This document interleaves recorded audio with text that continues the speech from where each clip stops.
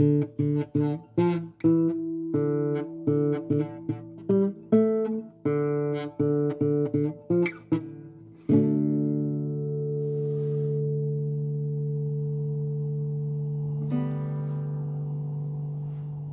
inmates, and welcome back to the cellblock Scorch.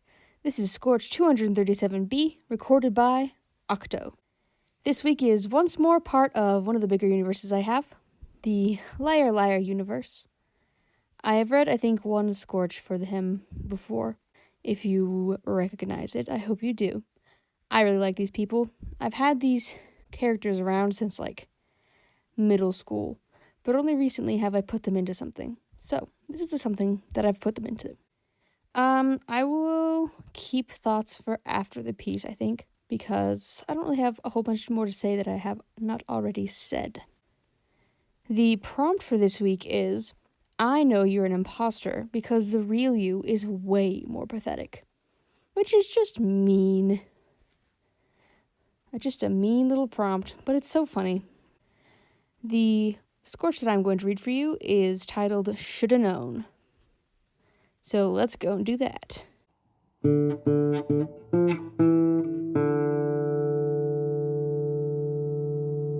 Loki kicked over the last surviving mook with a smirk, then propped her hands on her hips and turned toward Eunomia and Janie with a winning grin. See? I told you we'd be fine. There was no trouble at all. Whoa, that was impressive. Eunomia took a moment to appreciate the way the sun shone through Loki's blonde hair, and also off her biceps. Shut up, Janie, stop with the eyebrow. Then started walking toward Loki, and therefore the epicenter of the carnage. I really thought they had you there for a second, but that bit of magic mist was just inspired. Tilting her head just enough to cast Eunomia a sparkling look as she approached. Loki's grin twisted to land more on the wicked side of the spectrum. Oh, really? Glad you think so. I can demonstrate later. We can even practice together if you'd like. Eunomia tripped over air, or perhaps one of the dispatched mooks. She was a little distracted, as her neurons straight up stopped firing, and would have fallen into an undignified heap if Janie hadn't rushed up and wedged himself under her arm before she could tip over entirely. They both staggered to the side as he tried to support her weight, and Loki broke into peals of delighted laughter. Janie cursed her out vehemently while gently riding Eunomia. He even straightened her jacket and brushed off her shoulders, the little mother hen, then squatted down and grabbed a clump of dirt. All right there, darling, Loki asked, seemingly content to ignore the potential danger of an angry and claw-toting Janie. Still striking her dynamic victory pose amongst the wreckage. Nothing happened to my favorite goddess while I was busy, right? Oh, no, I'm perfectly fine, Eunomia replied in a perfectly measured tone, in no way flustering at the sudden onset of suave Loki. I was just a bit distracted. Oh? And what could possibly be distracting you? Eunomia swore that Loki was flexing. She would stake her immortal life on it. This just wasn't fair. This was so different from how Loki usually tried to woo, and it was, tragically, working so much better than her usual fare. Come on, loves, let's go find that mountain root. Get things over with, as it were. Loki sauntered off, hands in her pockets, and Eunomia turned to make sure Janie was going to follow. He was frozen in a perfect throwing stance, dirt-clawed, cocked back and ready to be chucked, with his eyes narrow in confusion. He wasn't even blinking as his gaze followed Loki's meandering path toward a nearby cave. It was, honestly, kind of alarming. You all right, Janie? She asked. Then when he didn't answer, she slowly started reaching up to remove his dusty projectile. If he managed to hit Loki with that thing, they'd be here for 10 minutes as the two of them had a good bicker. And she didn't have time for that. Okay, are we having an immortal blue screen moment? Just give me that, and... Janie unfroze all at once, racked with a full-body shiver, then dropped the dirt and hooked an arm around her neck in a semi-friendly headlock. He pulled her head down to his level, and, glancing suspiciously once more after Loki, he hissed in her ear, "That's not Loki!" Eunomia was so surprised that she straightened to her full height, which left Janie stubbornly dangling off her like a particularly unsightly piece of jewelry when he didn't release her. What? What is that supposed to mean? Shh! Janie flailed for a moment, then managed to wrangle himself into a piggyback position. He leaned forward so their faces were level, stabbing her shoulders with his pointy little elbows, like the heathen he was. and then did his best impression of a demented shoulder angel by whispering, "It's not her. Come on, Mia. You know it's not her. She's being weird." "Janie," Yunomiya replied at a normal speaking volume, deeply unimpressed by his sudden onset bout of paranoia. "Who else would it be? Don't be ridiculous." Loki glanced back at them, already out of the radius of her previous act of violence, and asked, "Everything all right over there?" "We're fine. Janie's just jittery after the last ambush. Lead the way, Loki." Yunomiya rolled her eyes as Ginny hissed like a wronged cat, hooked her arms under his legs, and began trotting them both over to the still grinning Loki. Mia, wait!" Ginny shrilled directly in her ear. "Listen, I can prove it. Just give me it. Janie, we can figure this out after we get whatever magical rock we need from the cave, all right? If this Loki is an imposter, where's the other one? I think I'd notice a whole other Loki running around." "Mia, we are going the wrong way. She's making us go the wrong direction." Ginny jabbed his finger emphatically toward the cave they were passing. "Loki said the stone was in there. Why aren't we going in there, That was a little odd." Yunomiya frowned, glancing at Loki, who was waiting impatiently at the mouth of a completely different cave, and looked back at the cave Jenny was pointing at. Maybe she got turned around. "Okay, but listen, you know what? I don't need to convince you." In a move Yunomiya was certain invertebrate life forms everywhere would be jealous of, Jenny somehow managed to twist out of her hold and pop up in front of her. He planted his feet like he was about to try and knock over the whole mountain and scowled, then leveled an accusatory finger directly at Loki. "I know you're an imposter. The jig is up. Who are you and where did you stash Lo?" Loki, well, Yunomiya was pretty sure it was Loki, scoffed and flicked her hands at Ginny and his absurd accusations. "What do you mean, Janie? I'm as me as I've ever been." Finger still pointed, Ginny stepped back into Yunomiya, and she found herself taking another step backward with him before she could think about it. There was something odd about Loki's face. "Listen, you, I know you're an imposter because the real Loki is way more pathetic." Loki's face darkened, eyes narrowing, and brow furrowing in offense. "What is that supposed to mean, you disgusting little louse?" That was a bit more mean-spirited than Yunomiya had come to expect from these little fights. Granted, Ginny had just called her pathetic quite emphatically. Jenny took another step back, and Yunomiya followed his lead. "You looked at Mia, and your face didn't even do that thing it does when you see her being all cute and excited about magic," Ginny said, then drew his dagger when Loki took a step forward. Yunomiya found herself raising her hands in preparation to cast a spell before the thought even occurred to her. "You know, the thing where I can tell your insides get all jellified and your eyes go all stupid." Well, that was news to Yunomiya. "What?" "Shush, Mia, I've got it on the ropes," Jenny whispered to her hurriedly, then turned his attention back to the slowly advancing, increasingly enraged god. "And when she tripped, you didn't even move. You caught her, you nitwit. Why would I need to step in?" "Ha! The real Loki never misses a chance to knock us both over and crush us as obnoxiously as possible. I think she's a little touch-starved, actually." The tip of Ginny's dagger dipped at the revelation, and he completely distracted himself from the oncoming smiting. "Huh." Yunomiya grabbed his shoulder and yanked him backward into the mouth of the cave that they were originally aiming for. "Not the time, Janie, not the time." Janie shook himself and righted his dagger. Right, sorry. Anyway, that was very unpathetic of you. Suspiciously unpathetic, even. Since when do you have any dignity?" "That doesn't prove anything," snarled Loki, eyes glowing silver with repressed magical power. "I ought to rip your tongue straight out of your feeble little head, slandering me like that." And, well, that was what really clinched it for Yunomiya, because Loki's magic was more of a colorless glow when she used it. She said it made it easier to play tricks when your aura wasn't giving you away every time someone looked at you. Using Ginny in his continued diatribe against all the non-pathetic things Loki had done in the past half hour as cover, Yunomiya made several sharp gestures and muttered an overvoweled word, then chucked the little ball of magic she'd coalesced directly at Not Loki's face. She shrieked in surprise, then rage, then finally pain as she was forced back into her original form, which was a fox? A silvery white fox with 7 tails, to be exact. Yunomiya and Ginny blinked down at it as it writhed and flailed and shrieked horrifically. "What did you do to it? Ginny asked, eyes wide with fascination as its tails thrashed around and it swore eternal vengeance for its humiliation. Eunomia shrugged numbly. It was just supposed to reveal its true form. It wasn't supposed to hurt. Well, I'm not complaining, Ginny waved jauntily at the fox. Bye, fox. I hope it wears off soon, but not too soon. What on earth did you two do to that poor kitsune?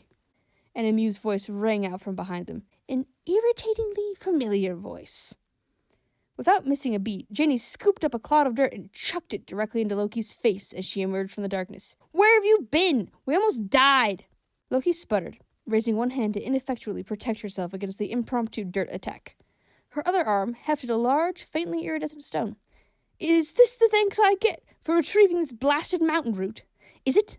I'll just go and put it back then. Give it? Ginny scrambled over and started trying to wrestle the stone away from Loki. Reparations! Reparations? Loki laughed, easily fending off Ginny's grabby hands with just one free hand. For what? None of your business. Eunomia muffled a snort, checked the kitsune was still out for the count, then swept over to the both of them. Come on now. We should go before whatever I did wears off. She smiled at Loki, flicked Ginny in the forehead, then sent them back to their homestead with a flowing gesture. Ginny used the disorientation of the sudden transport to snatch the stone away and ran chortling off to go tuck it somewhere according to his incomprehensible system.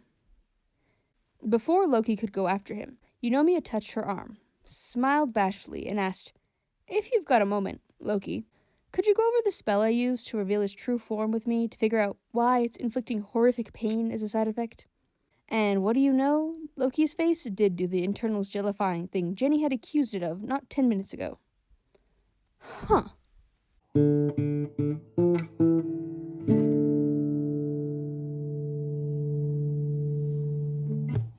Hey inmates, it's Bones with Judge Comments. This week was so fun. I got 3 submissions and they were all great. Rev wrote a Full Metal Alchemist fanfic, which is pretty much canon. I'm sure anyone who has seen it can guess who the imposter was pretending to be. Cricket wrote more of a not quite horror take, but definitely unsettling. It was a first-person POV the imposter in one of those the imposter doesn't know they're fake type situations. I would recommend reading it. It was very good. But ultimately, Octo won this week because she was the one who did what I wanted with the prompt, which was using it humorously to absolutely embarrass your friend who was replaced. Like, Janie outing poor Loki for the expression she makes, that is my cup of tea. Plus, I just adore these characters so much. Liar Liar is one of my favorite universes. It's always a good time, and the secret trauma of it all just makes it even better. I am a sucker for good time, fun time, silly times that, like, you take a little too long to look at, and you're like, oh no, everyone's traumatized. But yeah, Janie and Loki are such punks, and Eunomia is the best, and Octo has written quite a lot about these people, and it's all good. So if you like them, you should look up Liar Liar on our Patreon, and you can read the Connected Scorches and Embers. I love them so much, and I want other people to be obsessed about them so we can talk about it. Yeah, that's all I had to say, so hope you enjoyed, and back to Octo.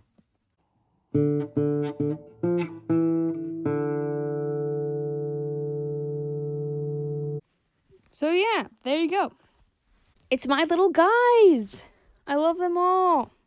I think my favorite thing about these people, and why I decided to use them for this prompt, is that Janie has exactly 0 respect for Loki. Like, negative respect. Which is very funny because Janie, in this story, actively worships the Norse pantheon. Like, they're his actual religion. But unfortunately for Loki, she has no sway on him. He thinks that she's ridiculous and kind of pathetic, and he loves her anyway. Which is why this prompt made me think about it. I really like these 3 little people because each of them think that they are the, like, sane man there. Like, Eunomia's over here like, I am a goddess of justice and order, keeping track of these two losers who want to literally incinerate things sometimes. And Loki is like, I am a god of many years, who understands many things about the mortal world, and these two people with me are under my purview. And Janie is over here like, I am the only idiot here who is using my brain cells instead of making goo-goo eyes at the other person. And they're all right, but they are all also wrong. They are just the chaos trio of doom, and I love them dearly. Let's see if there's anything else that I can think of about this story. So far, what I've put into this Scorch for these people has been like little random, little ditties, little side stories that could technically fit into a plot, but don't actually. This is because I have yet to properly chart out how the story is going to work. Eventually, there will be a story where these three people stop the apocalypse from happening, and it's going to be super cool. But currently, that is a dream in the far future, and right now, I just get to watch them run around and be silly at each other.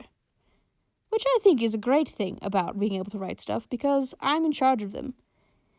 And if I say that one of them gets briefly replaced by a kitsune and immediately called out because they're not being stupid in love enough, then that's what's going to happen.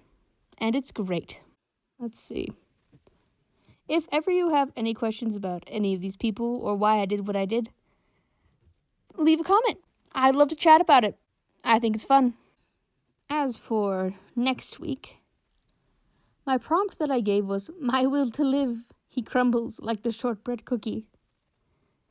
This prompt came about because I was eating a shortbread cookie, and it was, you ever eat one of those, and they just come apart in your hands, man. They're so crummy and bleh, but they're so good.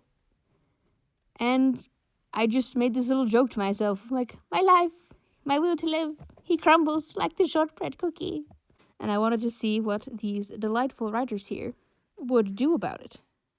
And let me see who won that, because you'd think that I'd write that down before I did this, but I didn't. So bear with me a moment while I go on a little adventure. Just a little tiny one. There we go. There's a big list here, like there's a lot of things going on with this podcast, and a lot of them involve a lot of charts.